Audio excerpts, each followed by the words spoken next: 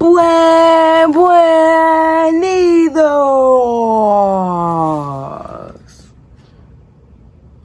Bruh.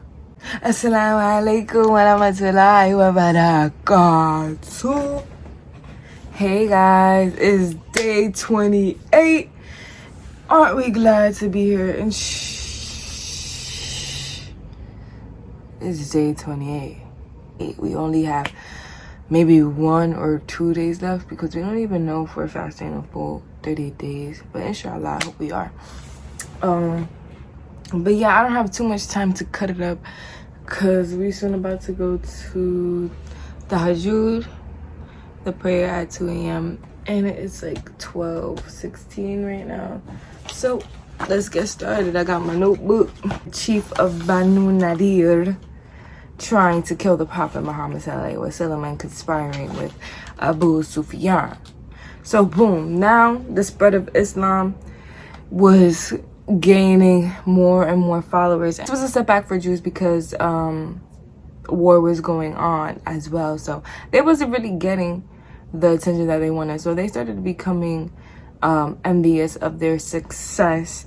And so the Quraysh sends them a message like, yo, if you're not trying to fight Prophet Muhammad S.A.W, we're gonna come fight you and we're gonna take your woman. And they like, oh, word? So the chief,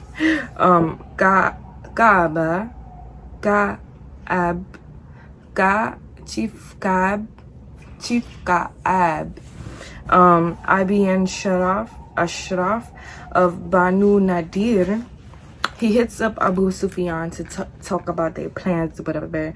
And so, just a little background on this chief. He was a poet and he had a way of words. So, the Prophet Muhammad S.A.W, he just wanted to silence him and get rid of him. So, yeah.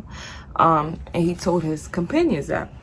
So, in the year earlier, 2 AH, if you remember, there was an incident with a Muslim woman who went to a Jewish shop and they were pestering her and they upthrown her clothes. Like, they thrown up her clothes. You know, when you're a Muslim woman and you wear certain garments, they were like, you know, pestering her. And a bystander Muslim seen it and was like, oh nah, it's lit, so what's up?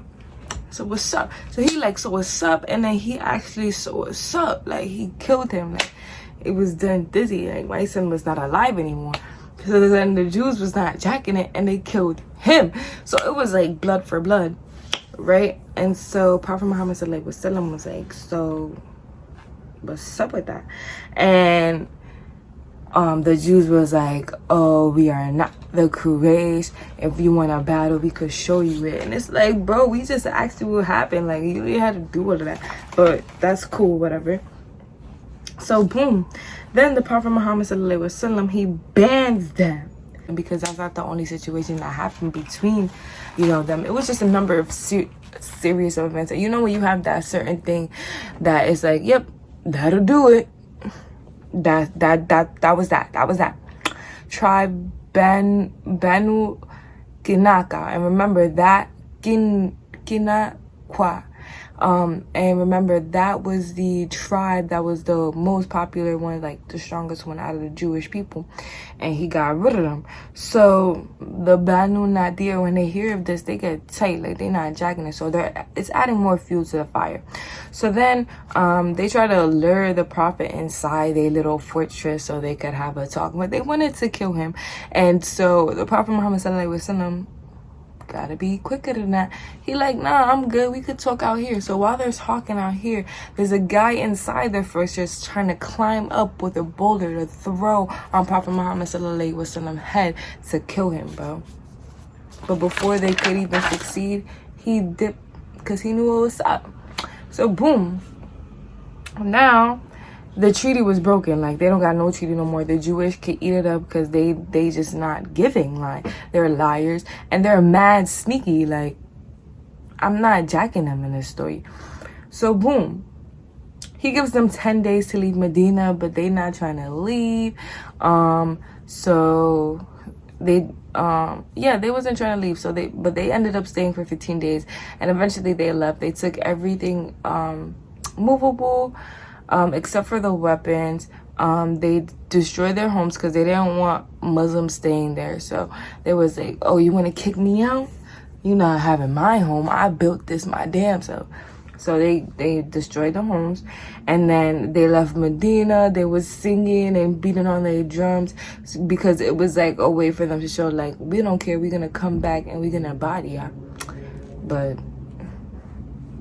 whatever. So boom, the Battle of Kandak or Azab. Kandak means moat, like, you know, a moat, the castle that has a moat with it, you know.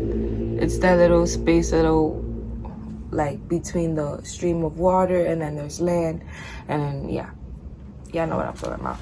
So boom, the Jews of Banu Nadir, they contacted the Quraysh and all leaders. So there was 20 Jewish leaders and 50 Quraysh leaders, and they reached out to their allies, and the allies corresponded, right? Because they was trying to get ready to fight. So now they got 10,000 soldiers ready and setting to march to Medina, right? So guess who's the leader of this? Abu Sufyan. He always want the smoke but never be with the smoke. Like, I never see him.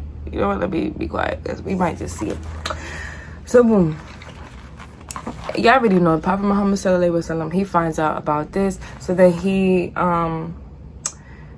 Salman al-Farsi, he advises Prophet Muhammad S.A.W to build a moat on the unprotected side of Medina.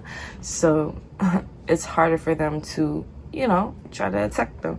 So then they do this, right? They only had about 3,000 men that were going to be able to fight.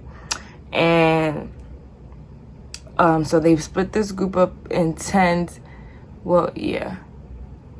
They had 10 groups, so like, yeah, they split this group up, like, not by 10s but in 10s, and they worked on this moat for 3 days. And by that time, that was like enough time for, by the time that they were done with the moat, the Quraysh came, the Arabs came, and they were like, what is this? And they were shocked. As they're building this moat, right, a Jewish tribe is still in Medina called the Banu Qurayza, and they secretly met with Banu Nadir, and they tore down the treaty that they had with the Muslims. So whatever, boom, we're back to the moat. So the Arabs, they arrive, they see the moat, and they like, the hell, what is this? So then they were like, but how are we gonna do this? And it took them so long to figure out what they was gonna do. It took them 24 or 27 days to actually get there. Like, they just camped outside, just sitting there in front of the moat. So the Muslims are scared because, bro, let's keep it about 10,000 people against 3,000. You're gonna think you're gonna be done dizzy. Hypocrites, you know, Muslims, once they started getting that feeling of that pressure, they wanted to flee, they wanted to run away. They started to become more impatient. It was sad because it's like, damn, you're being put in the test of Allah and you just scared. And they were trying to make it seem like they wasn't, but they was. And Prophet Muhammad S.A.W knew what was up. So boom, the Arabs, they started getting impatient. They started throwing stones and shooting arrows, and then eventually a group of one of their finest, not one, but some of their finest warriors crossed the moat, and now things start to get a little lit. So once they do that, Amr ibn Abdwa is challenged by Ali. I already know my son Ali, he's with it for Prophet Muhammad S.A.W. That man is gonna fight. So Ali goes to him and is like, so it's either you're gonna accept Islam, or you're gonna go back home to Mecca, or you're gonna get off that horse, because Ali didn't have a horse, he was on his feet. He was like, you gonna get off that horse. So he got off the horse. They start getting it with the swords. They like sling, sling, sling, sling, sling, sling, sling, sling, right? boom, they get in it so hard that there's dust around them, so people couldn't even see what was going on until Ali, he got like a severe cut on his forehead and he was not jacking it. So they get it more, cling cling, ding ding ding ding ding, and then zing.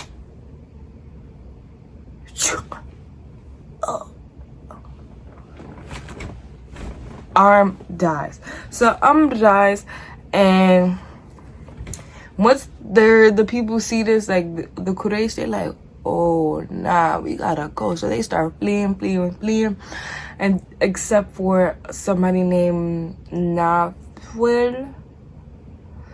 Yeah, Nafwil, and he was also killed by Ali. So the days grew longer, so long that Prophet Muhammad S.A.W, due to hunger, he tied a stone around his stomach. And so the people was just like, Prophet Muhammad S.A.W, please, like, you know what, do it somewhere. So he goes to Masjid al-Fatah and prays to Allah about everything that's going on. And then a storm comes. This storm is the storm that drives the Quraysh away. Like, they just was not jacking it. Abu Sufyan was so mad. Like, he got on the camel. He forgot to even, he got on the horse, and he forgot to even untie the horse from the thing because it was raining so bad. Like, the storm was so bad. So, boom. Now, this whole situation influenced some of the Quraysh actually to come and try to join Islam. So a group of them go to Prophet Muhammad S.A.W, and they're like, yo, we embrace Islam and we trying to live over here. He's like, get your booty off of my property.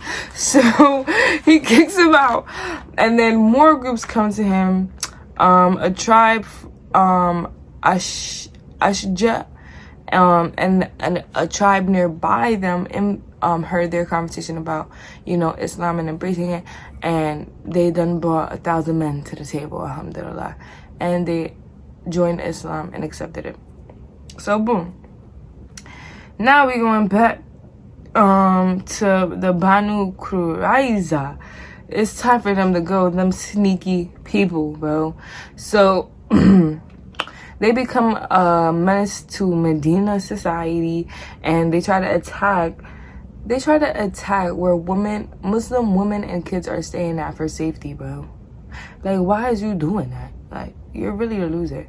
Anyways, so after that, their fort was surrounded, literally. And they just didn't want to come out. They don't want to come out. They wasn't trying to come out until eventually they're like, all right, you know, they open the gates, they let them in, and they're like, you know what, let's go to the chief and settle this. So they go to their chief, their Jewish chief, whatever. And the Jewish chief is like, okay, I hear everything. And those who are fighting against Prophet Muhammad S.A.W, you're gonna die. And the women and the children, you're gonna be held captive. And they're probably like, yo, what the heck? Like, how? They had a treaty with him. And Prophet Muhammad S.A.W was trying to stay on that treaty. He was heavy on the, I want peace, no problems, no. But them, they said, I want problems, always. And clearly, look at where it got them. Now, we're in 6 AH in Dhul Qada. The Prophet Muhammad S.A.W, he wanted to perform Umrah, which is the lesser pilgrimage, like Hajj, but it's less. But he couldn't because of the hostility of the Meccans, and they wasn't jacking it. So he tells this to his people, and 14,000 of them, 1,400 of the Majrun and Ansar are like, yo, we gonna go with you. Like, what's up? Like, we out. So boom, they go. They camp outside of Habdiya. I know, guys, the pronunciation don't come out of it. The only thing they brought with them were swords and the camels, just in case they had to sacrifice. And then it was just a lot of back and forth about why they couldn't go and why, like, they was just able to. So they eventually, like, you know what, let's try to do another treaty, you know. So then the treaty comes, and this is what's a part of the treaty. Muslims come to Medina this year this year, and they can't do pilgrimage, but they could return next year, but they can't stay longer than 3 days. So there's no arms except swords as well, and 10 years of no war between the Meccans and Medina. Medinians. There we go. So the Muslims in Mecca, this is also a part of the treaty. The Muslims in Mecca can't go and stay at Medina, and